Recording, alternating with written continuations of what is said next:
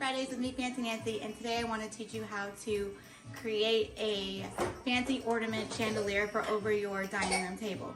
So the supplies that you'll need is a PVC pipe long enough for your table. You will need command hooks. You will need ornaments, ribbon, scissors, and garland. I like to have options, so we went to Michael's and I have several different garland styles that I'm gonna wrap over the pipes. I haven't figured out which one yet, so you're gonna have to stay tuned for that. But all different ones, and then we're gonna hang the ribbons at different lengths from the PVC pipe up at the top, and it's gonna create like an ornament chandelier. So stay tuned for more.